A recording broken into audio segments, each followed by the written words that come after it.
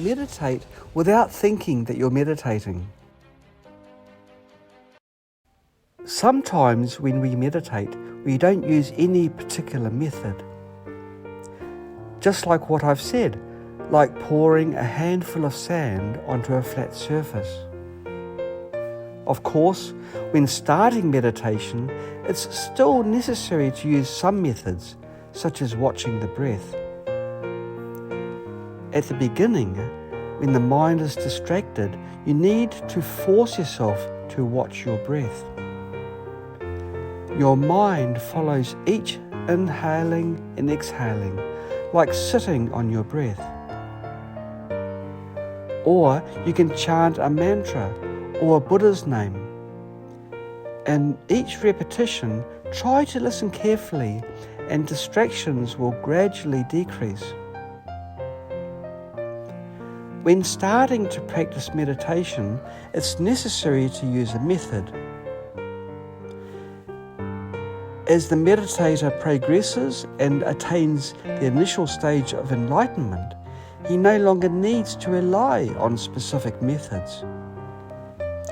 He can simply abide in the state of selflessness without any attachments or burdens and without being attached to the act of meditation itself. If you think, well, now I'm going to enter into meditation, you become attached to entering meditation, and you can't enter into meditation. If you are attached to the act of meditation, you can't enter into a proper meditation state. These are subtle hindrances. Meditate without thinking that you're meditating. Let go of the idea that you are meditating. If you think, I'm meditating, I want to enter into meditation, then the idea of meditation has already become a real obstacle to entering into meditation. With a notion of self in your mind, the surrounding noise would disturb you and even cause complaints. When you meditate, there should be no effort to control and no attempt to be peaceful. If you think, oh, I'm meditating, then you have both the notion of self and the notion of meditation. These two notions will hold you back and prevent you from entering true samadhi, which is a state without any hindrances. You need wisdom to eradicate the notion of self. There should be no notion of self or notion of meditation. Just concentrate on your practice method. This is pretty simple.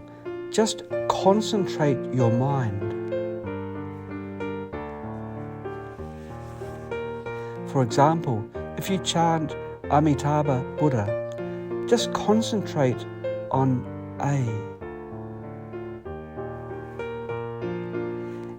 At that moment, there should be no notion of self or notion of meditation. Just concentrate on chanting Amitabha Buddha. Every time you chant, the letter A should be heard clearly. Never miss any repetition or lose mindfulness. If there is any wandering thought, the character A can't be heard. You're chanting orally, but your mind hasn't heard it. It hasn't passed through your mind. You're distracted by disturbing thoughts. Some people have been chanting Amitabha Buddha for a long time, but actually haven't heard a word at all. They are not concentrated, so the words just pass by their ears like wind. Chanting in this way is useless.